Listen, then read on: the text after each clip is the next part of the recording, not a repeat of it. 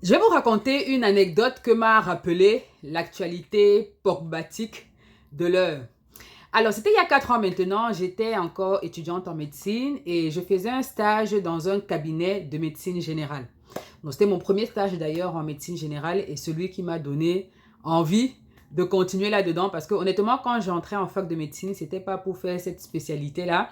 Je me voyais faire autre chose, mais vraiment, j'ai découvert un autre univers et j'avais un maître de stage, mais excellent. Et donc, je suis calée. Voilà. Alors, pendant ce stage-là, donc, on travaillait de 9h à 18h. C'était les horaires. Et mon maître de stage, il était à l'heure, ponctuel. Vraiment, c'est le médecin qui m'a fait savoir qu'on peut être médecin et être à l'heure. Et donc, vraiment, même aujourd'hui dans ma pratique, franchement, je me calque beaucoup sur son modèle, même en termes d'horaire. Moi, 9h, je commence mes consultations. 18h, je suis déjà en train d'aller chercher mes enfants. Donc, bref, c'est pour vous dire à quel point vraiment ce stage, c'était top. En tout cas, donc, on travaillait de 9h à 18h. Et un jour, j'arrive au cabinet, je vois le planning, donc au début, qui est toujours plein à craquer.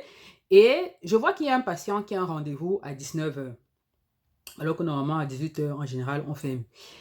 Et bon, ça m'interpelle, mais sans plus, je me dis peut-être que c'est un proche de mon maître de stage ou une consultation privée, je ne sais pas. Donc, voilà, ça m'interpelle, mais sans plus. Et puis un autre jour encore, je revois encore le même patient à 19h. Et puis là, je me dis, bon, et c'est un patient en fait qui avait un nom africain. Donc je me suis dit que, hey, je vais quand même demander à mon maître de stage parce que je peux être en train de m'amuser comme ça, là, qu'il connaît peut-être c'est une personnalité africaine qui est en consultation privée. Peut-être que le cabinet gère les patients, enfin les personnalités, quoi. Et je suis là, je m'amuse comme ça. Non, je vais lui demander. Et donc, je lui demande, mais c'est qui ce patient que tu vois chaque fois tardivement comme ça? Et vous savez ce qu'il me répond? En fait, ce patient, c'était un marabout. C'était, vous savez, le genre de grand marabout. Là, vous voyez souvent, je suis sûre, vous avez déjà reçu soit dans votre boîte à lettres, soit sur votre pare-brise. Ils mettent toujours leur flyer là, ils mettent grand marabout pour tous vos problèmes de santé, vos problèmes d'amour. Vous cherchez l'âme sœur, vous cherchez l'enfant, vous avez des problèmes de fibromes. Les fibromes, ça ne manque jamais sur leur truc là. Comme ils savent qu'on a beaucoup les fibromes chez nous là, ça ne manque jamais. Les fibromes, les troubles de l'érection, bref, ils ont les solutions à tout. Même quand il y a eu le Covid, et là, 2 semaines après que le Covid a été annoncé à la télé, il y avait déjà les grands marabouts qui soignaient ça. Bref, vous voyez de quoi je parle. Donc, c'était typiquement ce genre de marabout-là. Et on était dans une commune, en fait. Bon, je ne vais pas citer la commune, mais c'était une commune où il y avait beaucoup d'Africains. Et apparemment, il était connu dans la communauté-là. Et donc, il avait demandé à mon maître de stage, qui était donc son médecin traitant, s'il pouvait à chaque fois donc le recevoir en dehors des heures de consultation comme ça, pour ne pas prendre le risque, justement, de croiser dans la salle d'attente un de ses clients, parce que sinon on allait lui demander que, gars, mais tu nous dis que tu soignes tout, non? Tu as la solution à tout, mais toi-même tu fais quoi chez le médecin? Donc c'était ça l'histoire en fait, et ça m'avait bien fait rigoler, et j'ai repensé à ça justement avec cette affaire de marabout, et je me suis dit quand même que, mine de rien, cette histoire de marabout là, c'est quand même quelque chose de sérieux dans notre culture, hein. C'est quelque chose de sérieux, mais je me demande ce qui explique qu'on soit si accroché au marabout dans notre culture. Et j'aimerais vraiment que vous me dites dans les commentaires ce que vous en pensez, parce que, mine de rien, on sait pertinemment que c'est des imposteurs. On le sait, c'est-à-dire que même dans notre société, même dans le cinéma, quand je pense par exemple à nos comédies, en Afrique, il y a toujours des marabouts à l'intérieur et on voit très bien que ce sont des imposteurs. Je pense par exemple, alors c'était Foyer polygamique, je ne sais plus, où les déballeurs de Mitumba, il y avait un certain marabout là qu'on appelait Aladi Tandon. Mais ce gars, c'était un ting-ting. Pour moi, c'est même lui qui faisait toute la comédie là, tellement il était drôle, tellement c'était un imposteur. Et quand on sait que les comédies, le septième art reflète notre société, mais tu te demandes comment est-ce que les gens vont encore chez les marabouts après ça. Ou alors même, il y avait une autre série, là, les Bobo Diouf. Ça, je pense que si vous êtes africain, vous connaissez ça. Il y avait un marabout là, je ne sais plus comment on l'appelait. Celui qui passait son temps à enceinter ses clientes là. Mais lui-même, c'était un zinzin. Mais lui-même, sa vie même le dépassait. Et donc, quand tu vois ça, tu te dis que mais malgré tout, les gens continuent quand même à aller voir les marabouts. Et puis même parfois, tu te dis que ce sont des gens qui sont un peu dans le désespoir ou qui veulent obtenir quelque chose de particulier, qui vont voir les marabouts. Mais quand tu vois donc que nos stars, les gens qui sont déjà censés avoir tout pour être heureux le font aussi, tu te dis quand même qu'il y a une certaine Il y a une certaine psychologie peut-être derrière tout ça et j'aimerais comprendre, j'aimerais que vous me dites un peu ce que vous en pensez de ça parce que c'est quand même incroyable, non? Incroyable! C'est ouf cette histoire de marabout.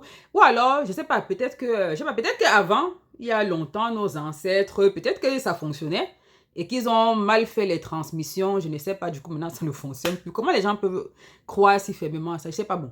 J'ai dit même ça à nos ancêtres, non, je ne pense même pas que ça fonctionnait parce que on a eu l'esclavage, ils étaient où les marabouts là? Franchement. Pourquoi est-ce que quand on parle de marabouts, de sorcellerie, c'est tellement les mauvaises choses? Les gens font leur sorcellerie, ils font décoller les avions. Nous, on fait pour nous la sorcellerie, on ne voit pas où ça nous amène. Je termine avec une anecdote avant que vous me dites ce que vous pensez. Une anecdote familiale cette fois-ci. Quand mes parents se sont mariés, il y a maintenant 30 ans de cela, il y a des proches de la famille, hein, vraiment des proches qui sont venus les voir et qui leur ont dit qu'il faut qu'ils aillent voir un marabout pour protéger mon papa parce que le marabout avait vu que mon papa devait mourir dans les semaines qui suivent parce qu'il y avait beaucoup de gens qui n'étaient pas pour leur union. Alors, bien entendu, mes parents sont des fervents croyants et ils les ont envoyés balader. Et Dieu merci, 30 ans après, mon papa est toujours bel et bien là, Dieu merci, en bonne santé, aucune maladie, aucun problème. Et comme si ça ne suffisait pas, quelques mois après, ma maman tombe enceinte, donc de moi, je suis l'aînée. Et les mêmes personnes reviennent encore, ils n'ont pas honte, hein, vraiment, ils sont tenaces souvent ces gens-là. Ils reviennent maintenant à la maison, cette fois-ci avec leurs coris, là, leurs instruments que leur marabout leur a donné, qui doit venir faire les incantations à la maison quand maman était enceinte. Mais si mon père n'a pas pris, quand mon père te raconte l'histoire, tu peux rire jusqu'à il a pris la machette comme ça, là, que avant que je lève ma tête, vous êtes déjà hors de ma barrière. Et Dieu merci, me voici encore aujourd'hui. On n'a jamais mis, dans ma famille, on n'a jamais mis les pieds chez les marabouts. Ma famille, quand je dis famille, c'est au premier degré. Et le comble, c'est que quand vous voyez ces gens-là, parce que ces gens-là de la famille, je les connais, mes parents, ils nous ont donné les noms. Quand tu les vois aujourd'hui, ce sont eux qui t'appellent tout le temps pour te demander l'argent, pour t'exposer leurs problèmes. Ce sont eux qui sont dans les foyers, mbrakata. Ce sont eux qui ont les enfants délinquants. Ce sont eux qui t'appellent souvent parce qu'ils sont malades, etc. Donc, tu te dis en fait, mais donc ton marabout là, il te donnait seulement les visions pour les autres. Il te disait seulement comment les autres vont faire pour aller mieux, mais toi-même, il ne te dit rien. Je ne sais pas, comment m'explique un peu, ou bien même lui-même, le trou dans lequel il te reçoit là, parce que les marabouts là sont souvent dans ces... Enfin, en tout cas, de ce que je suis jamais allé voir un marabout, mais de ce que je vois souvent dans le cinéma, ils sont souvent dans ces trous là que tu te demandes, mais lui-même là, il n'arrivait pas à s'en sortir. Comment vous expliquer donc ça, les amis? Qu'est-ce qui fait que dans notre culture africaine, qu'on soit toujours en train d'aller voir les marabouts alors qu'on sait pertinemment que ça ne fonctionne pas? Expliquez-moi un peu, dites-moi ce que vous en pensez. Vraiment, vraiment, je pose une question vraiment honnête. Hein. Dites-moi ce que vous pensez dans les commentaires. Qu'est-ce qui explique ça? Qu'est-ce qui explique que même des personnalités, même des intellectuels vont voir des marabouts?